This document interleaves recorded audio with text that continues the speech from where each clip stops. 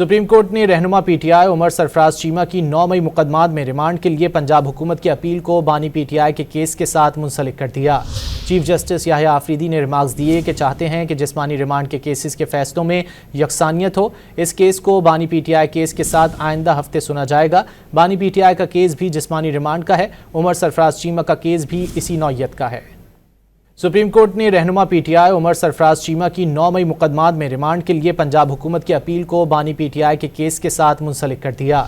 Chief justice Yahya Afridi ने remarks दिए कि चाहते हैं कि जिस्मानी रिमांड के केसेस के फैसलों में यकसानियत हो। इस केस को बानी पीटीआई केस के साथ आइंदा हफ्ते सुना जाएगा।